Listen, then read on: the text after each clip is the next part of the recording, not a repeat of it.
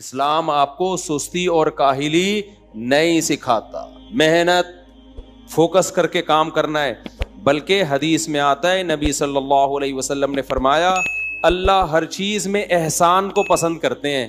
احسان پتہ ہے کسے کہتے ہیں؟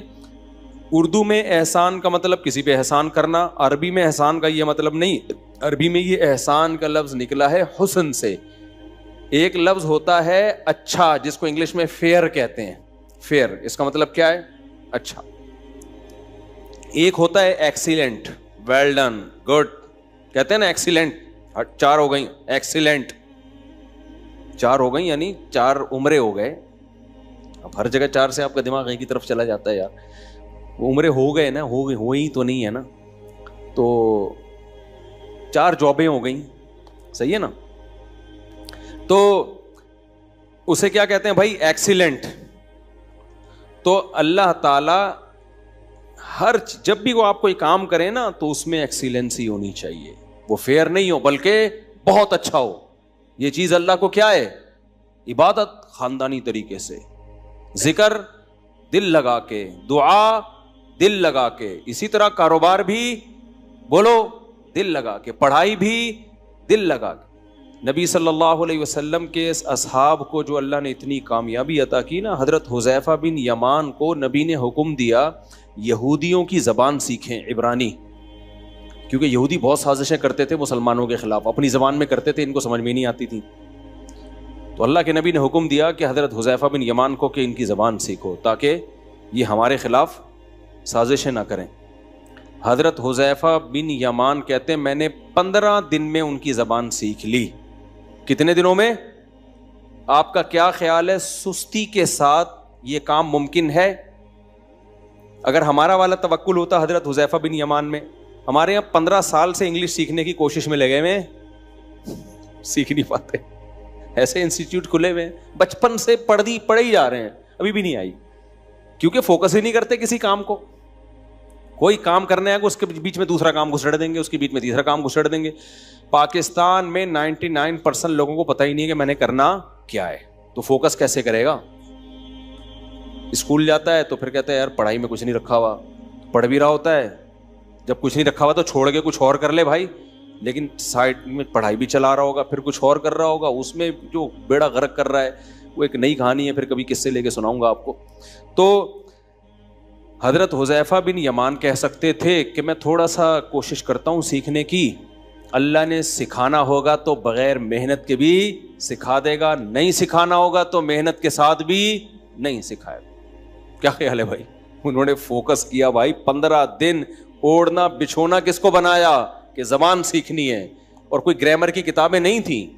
یقیناً جا کے یہودیوں کو کسی کو یا تو ہائر کیا ہوگا یا ان کو بولتے ہوئے دیکھا ہوگا، پھر وہ رٹے لگائے ہوں گے یا جو بھی کیا ہوگا، یہ تو انہوں نے ہمیں نہیں پتا کیسے سیکھی۔ کچھ اس میں اللہ کی طرف سے صلاحیتیں بھی ہوتی ہیں، گاڈ گفٹڈ بھی ہوتی ہیں، کچھ نبی کی دعاؤں کا اثر بھی ہوگا، سب کچھ ہوگا، لیکن اپنی محنت بھی کوئی کم ہوگی کیا؟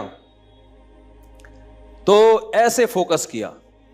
حضرت معاویہ نے پہلا بحری بیڑا بنایا ہے، اتنا بڑا سمندر کا لشکر تیار کیا کہ جس پر پوری مسلمان نیوی کو لا کے سمندر پہ سوار کر دیا، ہزاروں کی تعداد میں، جبکہ اس سے پہلے ایسے بحری بیڑے کی کوئی مثال مارکیٹ میں بولو تھی نہیں۔ بھائی کیا ضرورت ہے سمندر کی فوج تیار کرنے کی، اتنی لہریں ہوتی ہیں، پھر اس میں اتنا آپ پھٹوں کو ملا کے اتنی بڑی فوج کو آپ سمندر پہ بھائی ڈوب بھی سکتی ہے، دوسرے ملک پہ حملہ کرنا کون سا فرض ہے؟ بائی روڈ چلے جاؤ۔ کیا خیال ہے بھائی؟ چھوڑ دو یار، نا نا نا نا، ان کو پتا تھا دنیا میں سروائیو کرنے کے لیے اسٹرگل اور محنت کیا ہے ضرور۔ حضرت معاویہ رضی اللہ تعالی عنہ کا بھی اس امت پہ بہت بڑا احسان ہے، پتہ ہے آپ کو، ان کے اختلاف اپنی جگہ اصحاب رسول کے وہ سیاسی اختلافات تھے، لیکن ان کی اسلام کے لیے خدمت بھی بہت ہے۔ بہت مضبوط حکومت حضرت معاویہ رضی اللہ تعالیٰ عنہ نے قائم کیا جب حضرت حسن آپ کے ہاتھ پہ بیعت ہوئے تھے، اس کے بعد وہ اختلاف ہوا ہی نہیں، پھر حضرت معاویہ کی زندگی میں کوئی اختلاف نہیں ہوا۔ تو کیسی محنت کی۔ تو آج کیا ہو گیا ہے، مسلمانوں کے جو پٹنے کی وجہ ہے نا، مار کھانے کی وجہ ہے، مذہب کا جہاں استعمال صحیح کرنا ہے وہاں ہو نہیں رہا، جہاں نہیں کرنا ہے وہاں ہو رہا ہے. تبھی میں سستی کے خلاف بار بار بیان کرتا ہوں. ابھی جمعے کو بھی میرا اسی پر بیان ہوا ہے. سارا مسئلہ قوم کا کیا ہے؟ جو سست آدمی ہے وہ گناہ بھی نہیں چھوڑتا, وہ قوم پہ بوجھ بھی بنتا ہے, اس کی صحت بھی اچھی نہیں ہوتی, اس کے اخلاق بھی اچھے, جملہ کمپلیٹ کیا کرو بھائی, نہیں ہوتے. یہ ساری چیزیں سستی کا نتیجہ ہیں. وہ جلد باز بھی ہوتا ہے, پتہ ہے آپ کو, حالانکہ لگے گا کہ سست آدمی تو جلد باز نہیں ہوتا. سست آدمی ہوتا ہے خواہشات کا غلام. جو خواہشات کا غلام ہوتا ہے وہ نتیجے کی فکر نہیں کرتا, کہتا ہے اپنی خواہش پوری کرو. سست اسے ہلا ہی نہیں جائے گا نا کمبخت سے. تو حضرت حذیفہ نے 15 دن میں سیکھی. تو ایک انتہا میں وہ جو بیان میں کہاں دائیں بائیں نکل گیا. ایک انتہا کیا ہے؟ خواہشات کے غلام بنے ہوئے ہیں. دوسری انتہا کیا ہے؟ دنیا کو ایسی لات ماری ہے جو کرنے کے کام ہے وہ بھی نہیں کر رہے ہوتے. تو نقصان کیا ہوتا ہے؟ برباد ہو جاتی ہیں لوگوں کی زندگیاں. تو مجھے کہنے لگے, میں نے کہا باہر آپ کو جاب مل رہی ہے, یہاں آپ گھاس کھا رہے ہو, دھکے مل رہے ہیں ہر جگہ سے, تانے مل رہے ہیں, تو چلے جاؤ.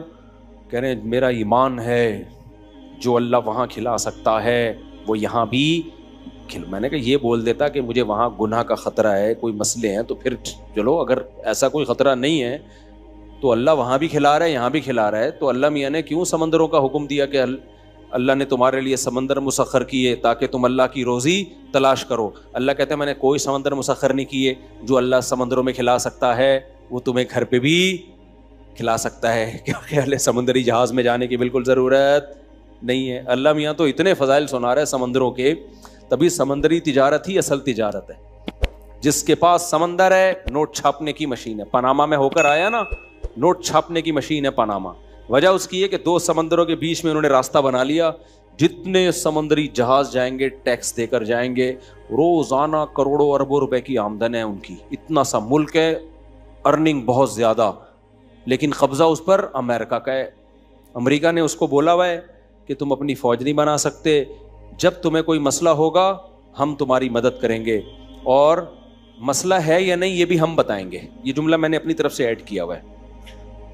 امریکہ کا جو پاناما سے معاہدہ ہوا وہ تو یہ ہوا, پہلے پاناما کی آرمی تھی, امریکہ نے ختم کروا دی نا. بولے بدتمیز, یہ حرکتیں نہیں کیا کرو, فوج ووج نہیں رکھا کرو, ٹھیک ہے نا. تو پورا کنٹرول کر کے نا, اور پھر بولا کہ ہم جا رہے ہیں, اب تم پہ کوئی بھی مسئلہ ہوگا ہمیں بتانا. تو یہ معاہدہ ہو گیا. تو میں ویسے بتا رہا ہوں جنرل نالج کے لیے کہ پورا معاہدہ یہ نہیں ہوگا. پورا معاہدہ یہ ہوگا کہ کوئی بھی مسئلہ ہوا تو ہم تمہاری مدد کے لیے فوجیں داخل کریں گے. مسئلہ ہے یا نہیں ہے یہ بھی کون بتائے گا؟ ہم بتائیں گے. ہم بتائیں گے بہت شدید مسائل چل رہے ہیں تمہارے ساتھ, تمہیں ابھی امریکن آرمی کی ضرورت ہے, ہم آ رہے ہیں. تم بولنا بھائی کوئی مسئلہ نہیں ہے, خدا کے نہیں, ہم بتائیں گے مسئلہ ہے. سمجھ لو کہ نہیں سمجھ رہے؟ یہ بالکل ایسا ہی ہے جیسے ہم صدر میں نا, بچپن میں ہمارا کالج تھا نا, ایس ایم سائنس کالج, تو صدر کی طرف بھی نکل لیتے تھے. تو اس میں کچھ جعلی حکیموں نے اپنے بندے چھوڑے ہوئے ہوتے ہیں. جعلی حکیموں نے نا بندے چھوڑے ہوئے ہوتے ہیں. وہ بندے آ کے کیا کرتے ہیں نوجوانوں کو, یہ آپ کی آنکھوں کے گرد جو حلقے ہیں نا یہ خون کی کمی ہے, اور آپ کے ناخن بھی پیلے ہیں, آپ کو علاج کی ضرورت ہے. تو یہ مطلب ہے بہترین.